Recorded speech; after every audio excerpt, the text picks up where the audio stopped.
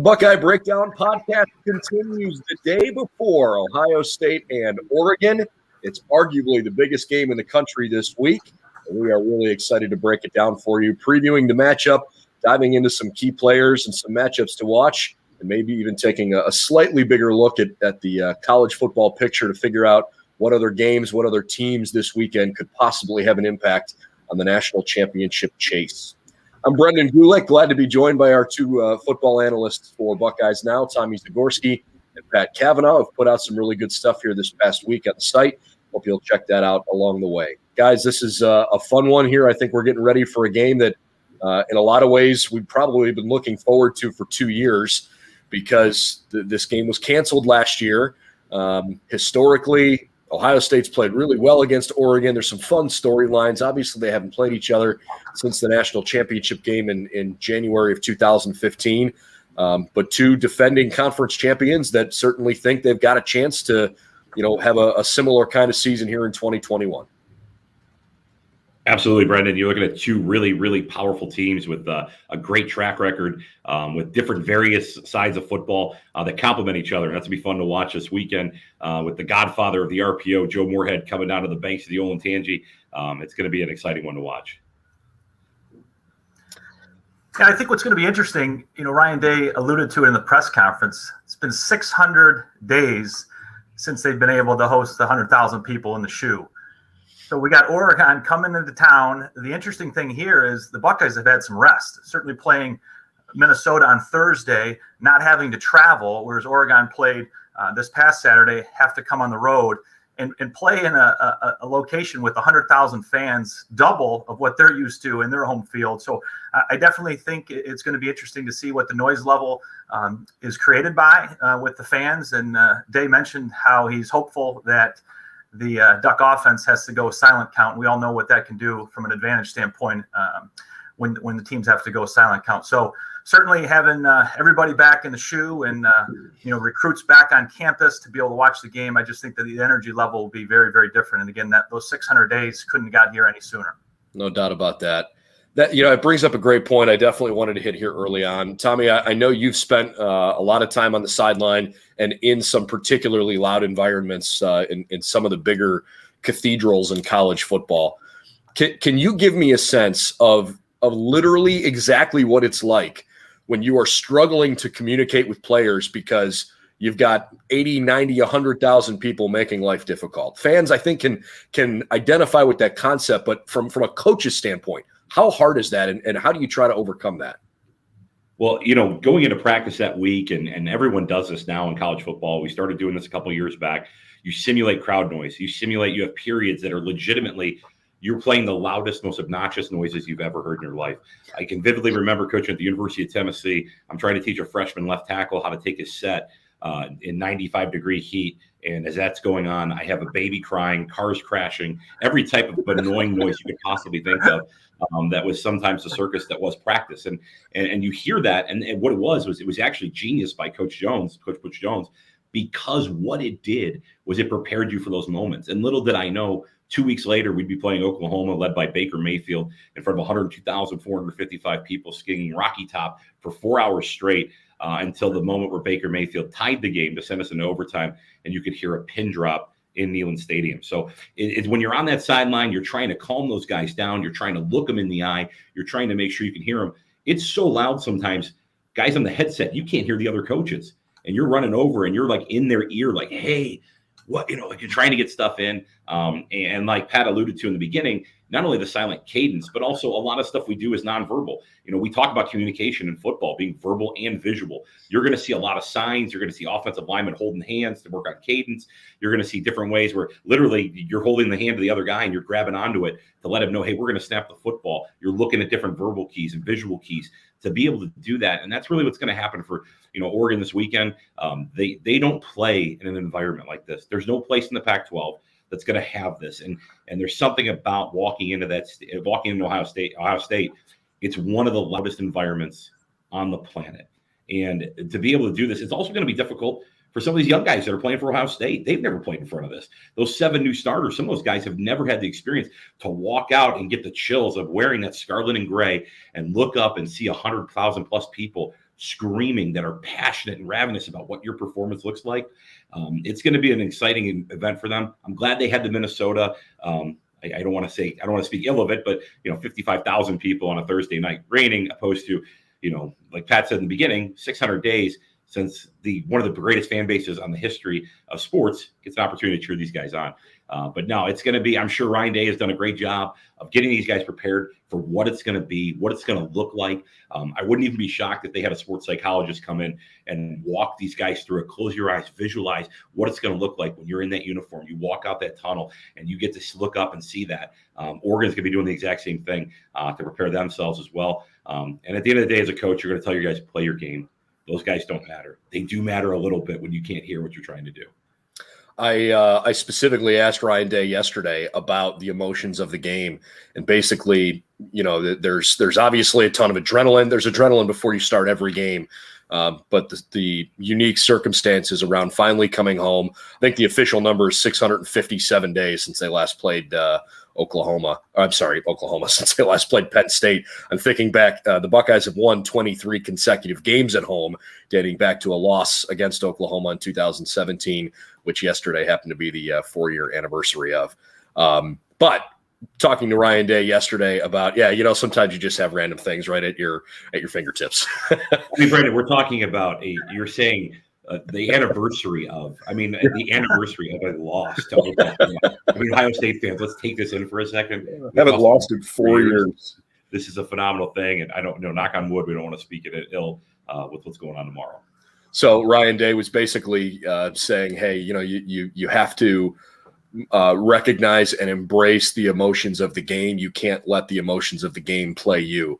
And obviously, when you're on your home field, there's an element of you can dictate to some capacity what that noise level is like. If you're playing well, you're going to have the crowd behind you. If you're not playing well, you might hear more rumblings. But I know that there's an awful lot of pent up anxiety ready for this one. And even beyond that, guys, it's just going to be so much fun to be down there and see Fox Big Noon kickoff and tailgating and be back in a city that is ready to host a football game again, because God, it was just so weird last year when you come onto campus on a Saturday and you're like, well, kickoff's in 3 hours and it's a ghost town. It was pretty weird. And I'm really excited for that atmosphere again. And I certainly hope everybody around Ohio State's fan base takes a moment, whether you're at the game, tailgating at home, just kind of take a moment to appreciate the fact that, like, okay, this is some sense of normalcy. Things aren't perfect yet, certainly getting there. Pat, why don't we dive into some of the scouting report stuff? I know you had put a couple of scouting reports together and talked about a couple of the key players, and I know you probably have a couple key matchups in mind that you're looking for.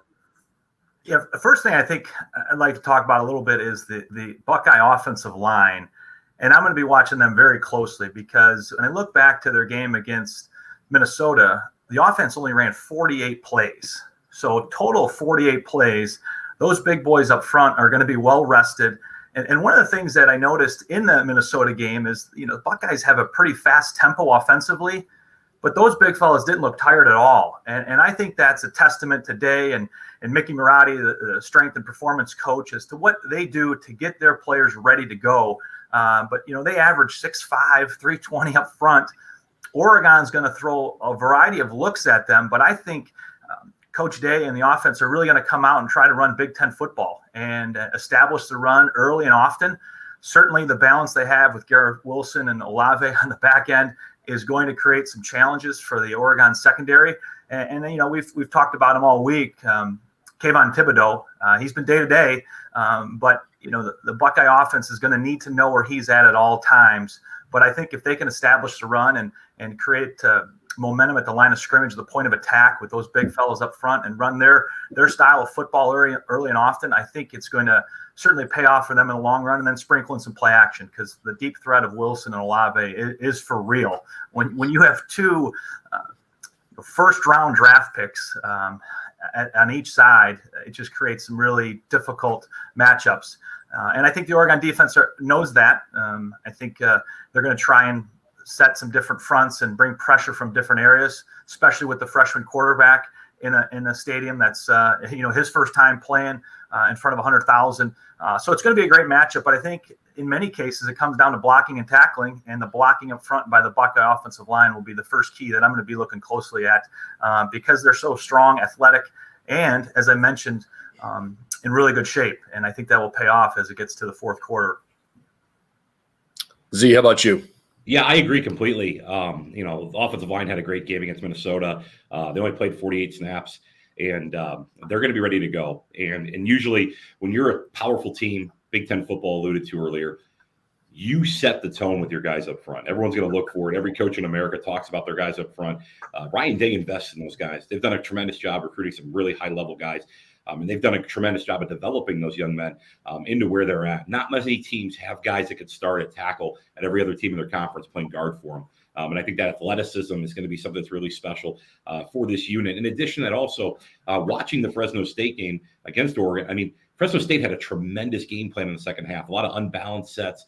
They got, kind of Oregon out of it. And when you go attack that defense, that 3-4 defense, what that 3-4 defense wants to do is they want to be balanced. They want to give you a balanced look across the board where they can bring different exotic blitz pressures without tipping their hand. And what Fresno State did a phenomenal job of was getting into unbalanced sets, getting in empty, making these guys declare what they can do. And I wouldn't be shocked if Ohio State this weekend got into a little bit of empty, especially to let these receivers go eat. They didn't really have the opportunity to do that against Minnesota as much. But I do think that it's being able to paint that picture, being able to look at it, and Pat, like you wrote earlier this week, our stable of running backs, this is when they need to go have a day. You're going to put them up behind those offensive linemen, keep Anthony Brown and the offense of Oregon off the field because they are going to try to go deep over Ohio State. They're going to try to attack the secondary, and we'll talk about that in a second. But what I really think that's special about this unit is their ability to block, their ability to stay on people. And if you see that relentless effort across the board, I think it could be a really, really productive day for Ryan Day and the Buckeye offense. The offensive line, I know we've talked about a couple of times, but some numbers to back up their quality of play. In what I believe is a second career start, I believe DeJuan Jones started against Michigan State last year, but obviously first start of the season and the first start since he's sort of burst onto the scene as an emerging guy for the Buckeyes. The giant right tackle for Ohio State was graded out as the highest offensive tackle in Power 5 football by PFF College this past weekend. He got a 94.4 grade. First start comes out and just absolutely rocks it. And then beyond that, for the first time since the Michigan game in 2018, Ohio State didn't give up a sack. Z, correct me if I'm wrong. I don't know if they had a negative play from scrimmage. They did not. And a lot of that is, predicated in, and we talked about this last week, is the ability to, establish the line of scrimmage on the other side of the football, being able to make sure that you protect your quarterback and keep him clean. And the running backs did not have negative yards rushing. When you look at that stat total after a game, it's one of those things. You get that stat sheet at halftime. You get the stat sheet after the game. As a coach, it's one of the things you're looking at are there negative runs? Like, can we keep running the football? Can we continue to do that? And I think it's really important to see that. And kudos to Tony Alford having those backs ready in a big environment like that to be able to just say, hey, get north and south, go get a couple yards. We'll live to see another down. How about the Buckeyes broke a school record against Minnesota, averaging 10.3 yards per play. I'm sure some of that was, the fact that you have a couple of these giant explosive plays, and some of that also probably predicated on only running 48 plays. The more plays you run, the harder it is to maintain an average like that.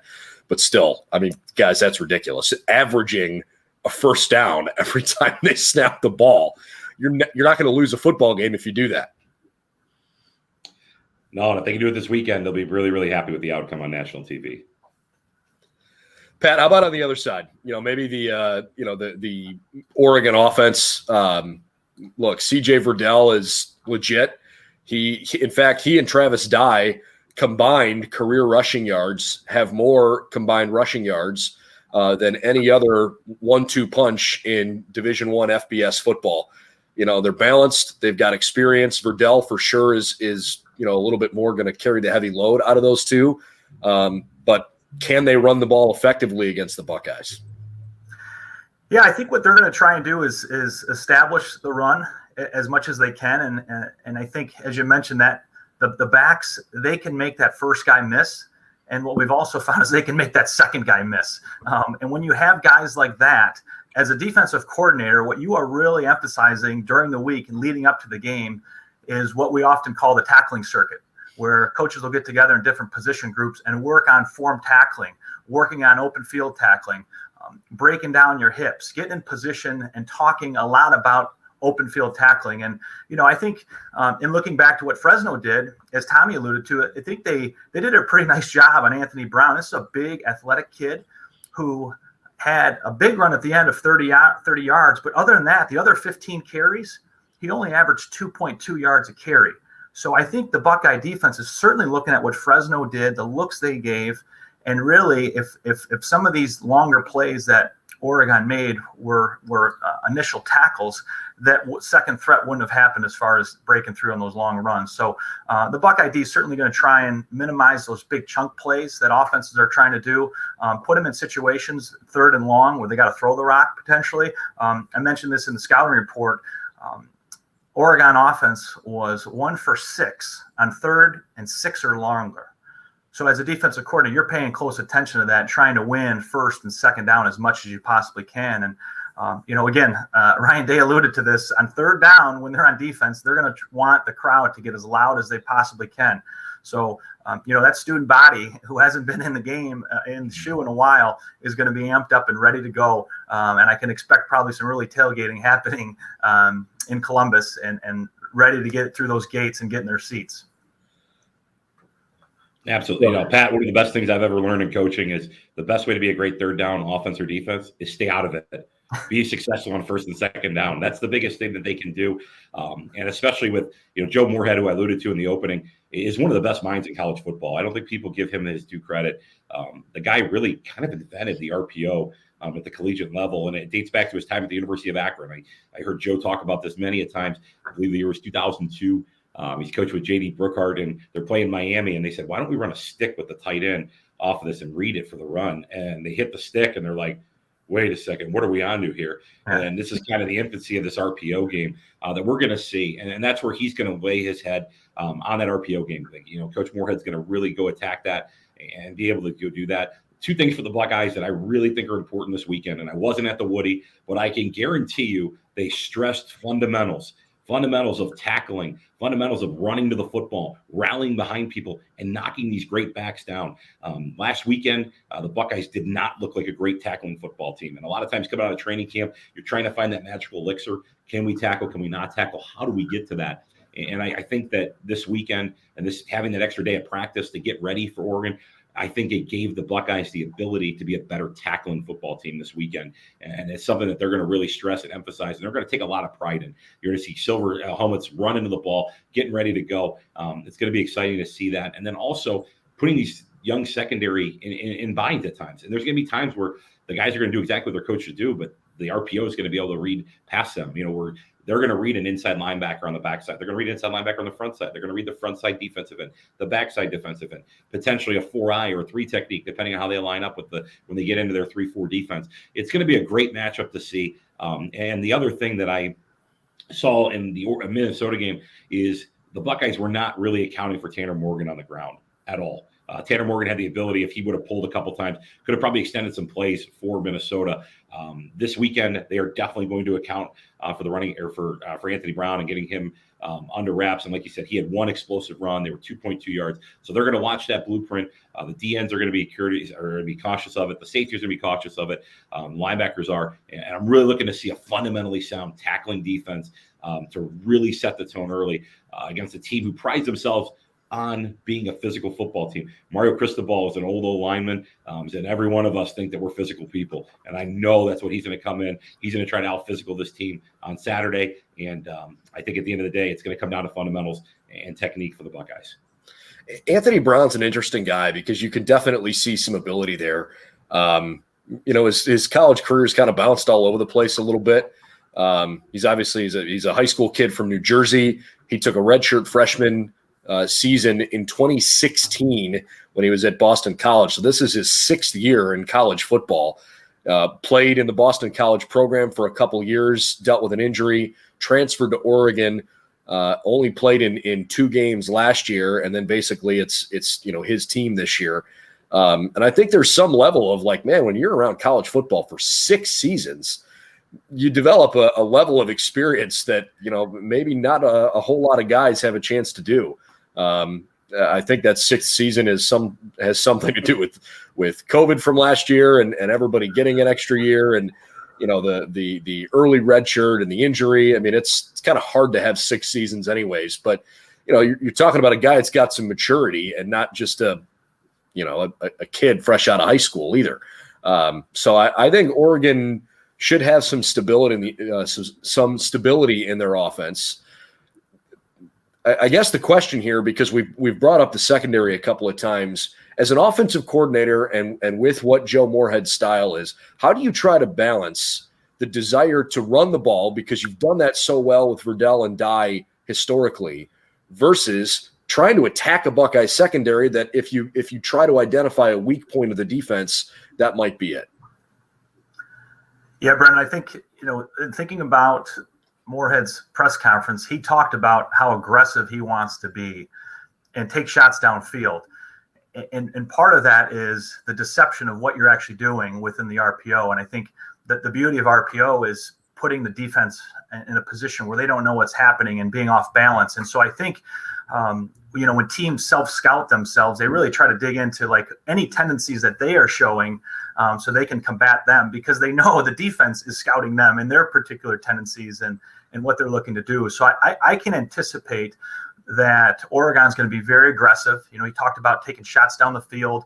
Their big score before halftime, the receiver at the bottom was inside the numbers, and they just ran a hole shot, a fade, and the ball was perfectly thrown, but there was press coverage with no safety help over the top. And whether that was pre-snap read or actually Brown going through his progressions, I don't know. But I can think we'll see a lot more of that, where he's going to try and stretch the field, push the ball down, especially when they get in situations like third medium, third and long. But when I think about what Oregon did offensively, they played with a real short field in the first half. There was 2 fumbles early on in the first quarter that led to quick scores and being up 14-0.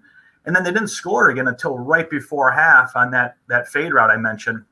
And then really going into the second half, they didn't score until about 7 or 8 minutes to go in the fourth quarter. So if the Buckeyes can get up on them early, I think it's still interesting to find out what this Oregon offense looks like. What are they going to show come Saturday? And certainly the elements, the noise, everything that we can expect in the shoe will play to the Buckeyes' advantage, especially when the Ducks are on offense. So, again, the aggressiveness coming from the Duck offense, I think we can expect that early. And I wouldn't be surprised if they're going to try and go deep as much as they possibly can, or as much as the Oregon or the Buckeye defense challenges them with it. Yeah.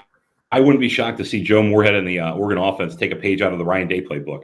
Max protect, 6-7 guys in the protection, and let these guys go work as wide receivers. Just to think about it for a second, I listened to Chris Olave speak earlier this week, and this is kind of into this topic. I think they'd like to have him at wide receiver. Whoever the receivers coach was in 2018 on the recruiting trail, not to go offer that kid a scholarship. I was looking back going, holy smokes. I think I was swinging a miss on that one. But realistically, I think you see that Joe Moorhead offense, and I've heard Coach Moorhead speak about this, he calls it a Chipotle offense. And the reason he calls it a Chipotle offense, you go to Chipotle, there's only a couple different ingredients there at the table, but you can make it 8 million different things. And that's really what that RPO gives you, the flexibility and the ability. And they have answers on their call sheet. They're going to look at their call sheet and say, all right, Ohio State's going to go 1 high, or they're going to do this, or they're going to do this. They're going to roll down here, they're rolling here. He's going to have answers on his call sheet to do it. It's whether or not they can execute and be able to do it. And like you said, Pat, I think that if the Buckeyes can jump out early, you're going to put Oregon in a very, very uncomfortable situation where they're going to have to drop back. They're going to have to protect. You're going to let Harrison, you're going to let Haskell, let this defense, maybe even Sawyer has this coming out game that all the Buckeye fans are hoping for and looking for, to have somebody come off the edge, go make plays, force these offensive linemen to go pass set. Because every offensive lineman in America, when they come out of the huddle and they're like, oh, it's a 7-step with a pure progression read. Oh, yeah, I'm really excited about that, to go protect for 4 or 5 seconds and try to against these werewolves that are coming off the defensive line. So it's going to be an interesting day for these guys. They want to establish the run. Joe Moorhead's going to try to stay ahead of the sticks. He's going to call these RPOs because those RPOs are their explosives built in. That's where they have them. When they're cultivating that call sheet, which they probably finished up 2 days ago, and now they're just working on it as they're getting ready to get into town. He's going to make sure that he keeps those offensive linemen going forward, and that's the beauty of it. And I think that the Buckeyes have a beautiful opportunity to maybe hit a Chris Olave early, hit a Wilson early, maybe get into a little bit of 11 personnel, maybe even a 10 personnel set, and kind of stretch the field a little bit and challenge those corners early. It's going to be an interesting game. It's two teams that are like-minded, and I really hope that if Ohio State can jump out early, I think it's going to be a tough night for a tough day rather for Oregon. I have never felt more one with Joe Moorhead after the Chipotle comment. That's now when you put things in a Chipotle perspective, now I get it. I understand. The Buckeye offense has so many different weapons, and I think there's a good chance that we get a chance to see more variety showcased on Saturday than we did against Minnesota. If not for just the fact that I certainly expect Ohio State to run more than 48 plays. I think that was pretty unexpected for a team that's typically up around 70 plays. But Z in particular, because I know you've done this a lot, I'm curious, Pat, maybe you have a feel for this. Is it harder to go from the West Coast to the Eastern time zone to play, or to be an Eastern time zone team and go play out West?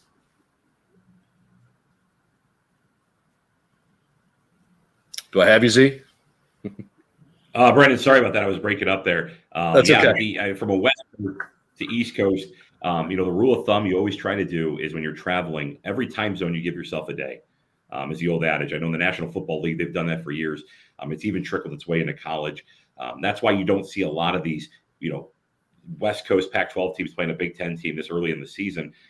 Twofold. One, the guys aren't going to be able to get out of class for 2 days. That's a tough one to go through with your academic coordinators. And then in addition to that, to get your sleep right, to be able to go through that. Brandon, you were part of a trip with me to Ireland where literally we got off a plane and played a game a day later, which I was like, this is one of the worst decisions we've ever made. I know that I was this tight. I was not a very happy person going to that game. And then we jumped out 41-0. And I go, okay, I think I can exhale right now. Beautiful Dublin, Ireland. But no, I think they're going to do that. I don't know what their travel plans were. I'm assuming they came early. I would doubt that they're just going to fly in on Friday to get ready for it. It's a 9 o'clock start for them, 9 a.m. on their time schedule that they've been on. One of the beauties of that for them is a lot of teams in college football practice in the morning. And I think that when you see that and teams practice in the morning, it gives them the opportunity and the ability to be prepared to do this. They're going into a different area. They play games at what would be 11 o'clock our time to 9 o'clock our time, 11 o'clock at night to 9 o'clock in the morning. So they play a gamut of different things. But to bring a team here early, I'm sure Oregon's not excited about the fact they're playing at noon Eastern Standard Time. But realistically, traveling early, getting the guys adjusted, getting them loose in the morning, getting them adjusted to the timing of it, getting your punt returners and your kick returners out early. When you get here to see what the noon sun's going to look like in Columbus, Ohio. So they're getting used to fielding balls at that time throughout the day. It's going to be a very interesting way to prepare for this and get these guys ready. But, it's not something they haven't done before from that standpoint. So I think they'll be prepared for it. It shouldn't be a big issue for them. But still, you've got to prepare for it and make sure you give every advantage to your players so they can perform to the best of their God-given ability on Saturday. Pat, anything to add there? Tom, I think Tommy nailed it. I do have a question for Tommy, though. I'm kind of wondering what the post-game celebration was like in Ireland. I'm kind of curious about what that was like. Do we have time for that? Yeah, Brendan was there, actually. I went to bed. I was jet-lagged terribly. Being a larger gentleman and flying coach over to Dublin, Ireland for a 6-hour flight where I'm sitting like this, I was not very excited. After the game was over, I shook hands with people. I took pictures of some of the locals. I went back to the local hotel, and I had a Guinness at the bar at the hotel. And I sat there. I sipped my Victory Guinness. I went into my bedroom and I slept until they woke us up the next day to go around. So I missed out on the festivities. I can't say that the rest of the team didn't enjoy that trip more than I did. And then there were some nights where I had to chase guys down in the hotel to make sure that they were getting ready to go to bed. But Brendan had carte blanche, so he could do whatever he wanted. I couldn't get Brendan on that trip. I was kind of in this perfect role where I wasn't a player, but I wasn't a staff member, and I was just sort of trusted to behave, and I did. But I had a good time. When you're building up for an event like that. I mean, that game in Dublin between John Carroll and St. Norbert was a couple years in the making. So, yeah, we had some fun, and got to see parts of Dublin that were not part of the official traveling party tour. That was a good time. We also saw Notre Dame play Navy the next day at Aviva Stadium, which was really cool. Had a chance to see the Gaelic football national semifinal at Croke Park. That was pretty cool. It was a fun trip, but I don't want to get too far away because I could talk about that for an awfully long time. That was a really, really fun time. Brendan undersold that trip. The highlight of it was not only the John Carroll victory, but that Gaelic football match. That was exciting. Watching plumbers and electricians get at it and represent their different, regional County Mayo versus Dublin. I know Buckeye Nation right now is like, who cares? But it was awesome. There were 80,000 people at Croke Park. Into an environment. There were 80,000 people there, and it was deafening. I mean, it was a phenomenal 3 hours of energy. So, yeah, no, that was a ton of fun. Let's think big picture here just for a second. Pull away from the Buckeyes and talk about some of the other Big Ten teams and just the general picture in college football at the moment. Might as well start with Michigan and Washington because that was a game that when it was scheduled, everybody kind of went, okay, this could be a pretty good game. And now Washington comes to Ann Arbor after losing to Montana. Michigan for a while here has just had a brutal run of it. They beat Western Michigan. They should have. Cade McNamara looked fine. J.J. McCarthy looked really good in the time that he saw. But losing Ronnie Bell for the season to an injury is sort of the big news out of Michigan. I think this is a pretty meaningful game for both teams, but I also think it's lost a lot of the luster around it from when that game was originally scheduled. Yeah, I mean, Michigan and Jim Harbaugh, I think games like these are critical for them to win, especially coming up on the Big Ten season. Beating Western last week, certainly that they're expected to do that. But I think if they can find their rhythm from an offensive standpoint, they're going to be home in Ann Arbor, which is certainly like the shoe, an advantage to them. And I think, Harbaugh's got to find that rhythm that they can get into and really, find their identity. I think the past 4 or 5 years, they haven't really been able to win the big one here and there. But as you alluded to, with Washington losing, this game has a little different magnitude than it would have, before last week. So it will be interesting to see what Wolverine team shows up and what they look to do.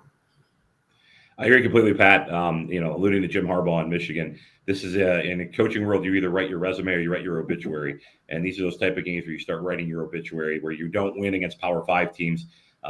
Washington comes in losing to a really good Montana FCS team, and those are dangerous games. When you're a Power 5 team and go through schedules of an elite FCS team, have them come in and kind of push you around the way Montana did. Washington's going to be ready to go. Nick Rolovich is going to have that team ready to play going into Michigan. But at the end of the day, I just think Michigan's is too much for them going forward. Michigan has a lot to prove. Michigan has a group of kids that are coming back who have been embarrassed. All they've heard about is how bad they're the worst Michigan era of football in the last 100 years. And have that difficulty to wear that on your shoulder every day. These guys are going to look at Washington like they're playing the Green Bay Packers. They're going to be ready to go. They're going to be ready to play. I think they're going to be fast. They're going to be aggressive. And I think Michigan tries to make a little bit of a statement going into Big Ten play saying, hey, this is the type of team we're going to be going forward. How about the Iowa State game? It's the only other matchup in the country this week that pins two top 25 teams against each other.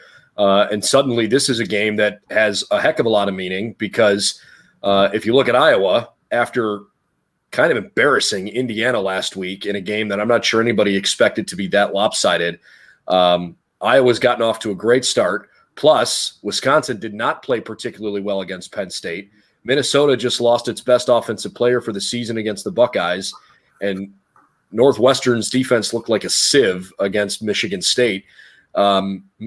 Maybe Iowa's the best team in the West. Maybe they now have the inside track to to get into the Big Ten West Division title conversation and get to Indianapolis.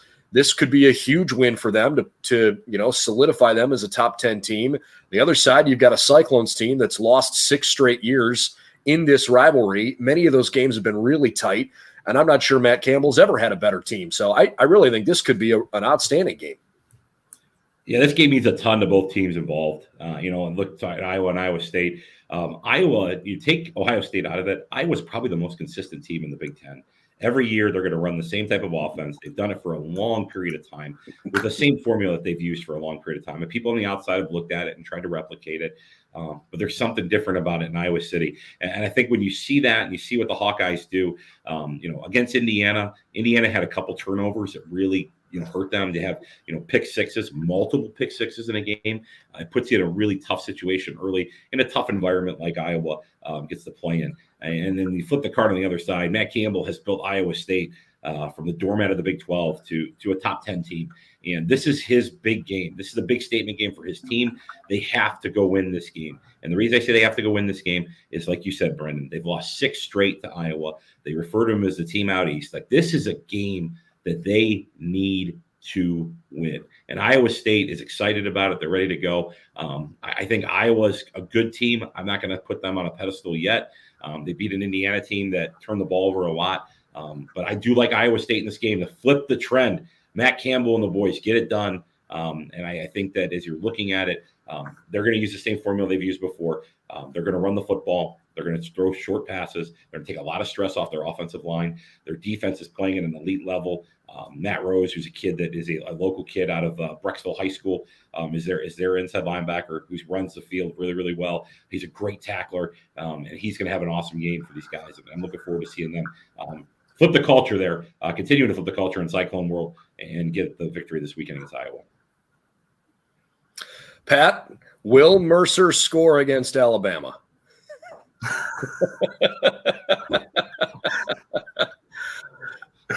Great question. I think the better question is, how much will Alabama score? Right. I guess what's the line in this game? Do you know, Brendan? I think I saw 56.5 was the hold on, let me make sure I get this right. I think it was 63.5 was the over under, 56.5 was the spread. Yeah, so we could ask the question: what will be the score of the first quarter, the second quarter, third quarter? When will they hit the spread? Yeah, Alabama. I mean, you want to talk about the standard for college football, and and I think just from afar, thinking about the culture that Nick Saban has created, and the different people that he exposes his team to from speakers and from other coaches, and just the culture, and he speaks so much about the process. And I really enjoy what Saban has done as a fan from afar, and his consistency, because every year they get new guys that come in, and it's like there's no letdown. Matter of fact, there's times where it's even elevated. And I think he's always looking at that next game. So regardless of who they're playing, whether it's Ohio State or Mercer, how they prepare and what's expected from a standard and process standpoint is going to be the same. They're really focused on themselves and how they can improve each and every day internally, regardless of who their opponent is. And I think, as I've said, he really has set the standard for what other college programs measure themselves up against. Absolutely. I mean, we all measure ourselves in this profession at what he does. And the great teams, doesn't matter if they're playing number 2 in the country or if they're playing number 119 in the country, they're going to be prepared to play this game. And Saban does this. He gets frustrated, and people look at this, they go, look at the tyrant that is Nick Saban on the sideline yelling at these guys in the fourth quarter. Yeah, because those guys in the fourth quarter that are playing are going to be the future of Alabama football. He's preparing those guys. He understands that every moment, every little thing that you do matters. It matters the way that you tie your shoes in the morning. It matters the way you walk into the facility. It matters the way you do all these different things. And that's his standard. That's the way he does it. He holds people accountable, and he'll be ready to go. I know you said the first half score. Here's what I'm going to go with. I'm going to say the Mercer Bears score in the first half. Here's how. Special teams. Mercer Bears are going to have something dialed up. They're going to be able to have a big return in the special teams game, some kind of inadvertent penalty. It'll set up a 42-yard field goal for whoever their kicker is. It'll be the greatest moment of his life in Tuscaloosa. So I'll give the Bears 3 points in that game.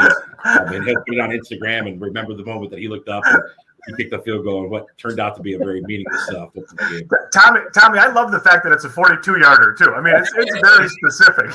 There's got to be a line on that in Vegas. How long will the Mercer field goal be?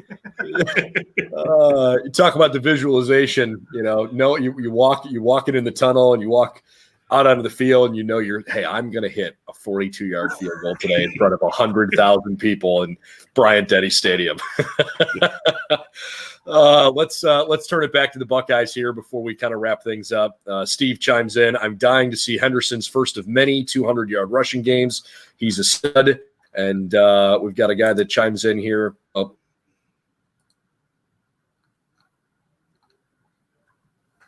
With that one. I agree. I think he is a big key for the secondary, and his ability to be effective is critical, in my opinion, for Oregon trying to find a way to slow down Ohio State's vaunted high octane attack. I saw a stat earlier this week. I may have even shared it with you guys. If I haven't, I'm sorry that I forgot. Part of the reason I feel Ohio State is going to win this game. All time in program history, Ohio State, when scoring 35 points in a game, is 343, 1-1. They don't lose when they score 35 points. I don't think Oregon's keeping the Buckeyes under 35. So historically, statistically, that's a good enough way for me to start by saying I don't care how they get it done. Maybe they get a defensive touchdown.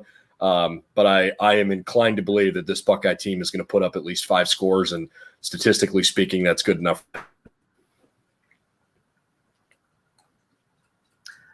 Yeah, Brandon, I would agree, and I think the Buckeyes are going to get out to a fast start.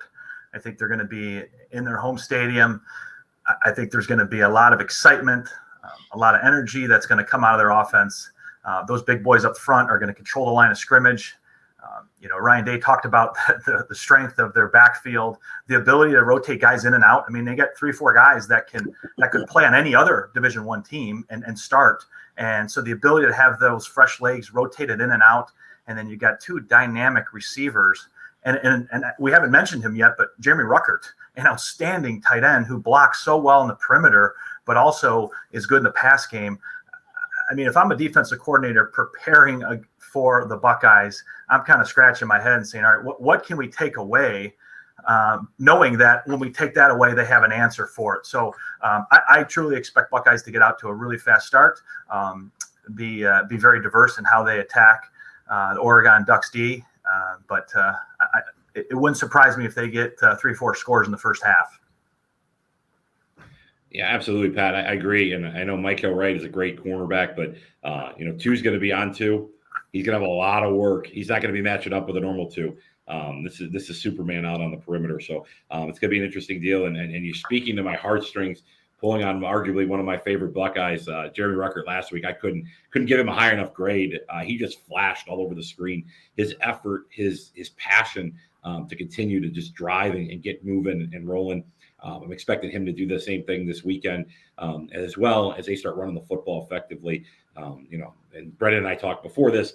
I personally think the Buckeyes are going to win big. I think they're going to get out early. I think they're going to score early.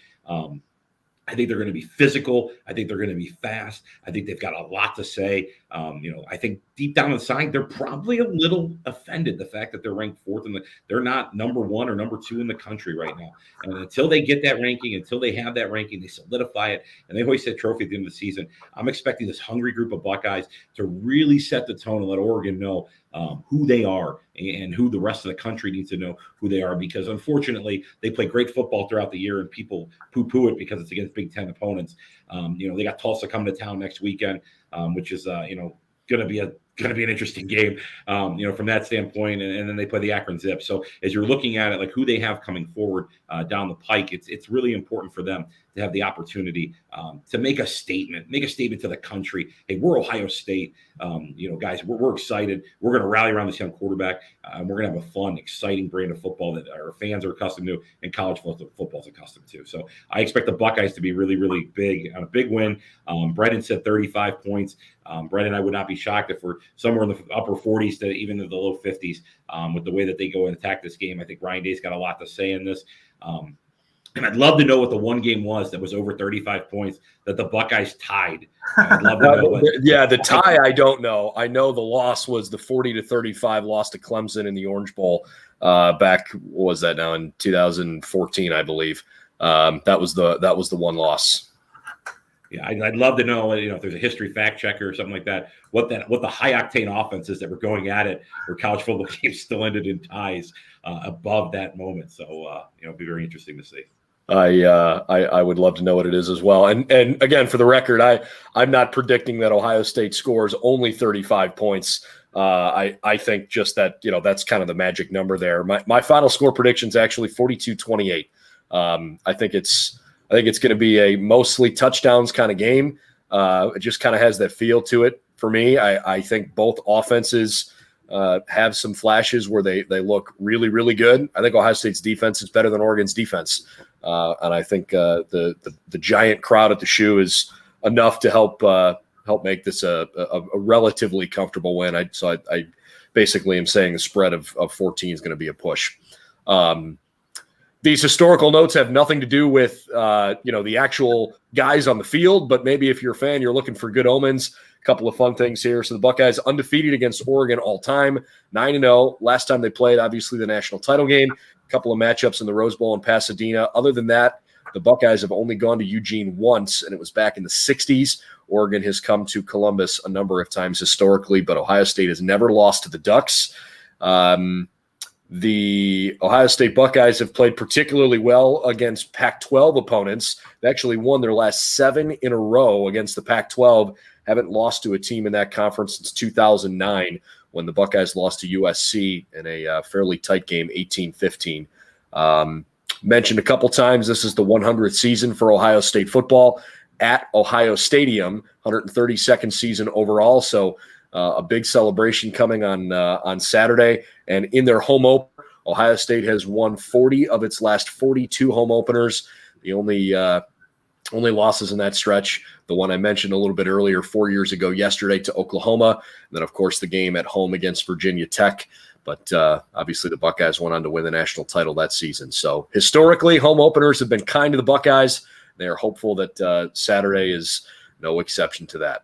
Guys, this has been fun. Appreciate your time and really looking forward to Saturday's game. We got a boatload of content coming up, BuckeyesNow.com here, certainly on game day, but then in the couple days to follow, breaking down everything we learned and how we'll grade out the Ohio State performances against the Oregon Ducks.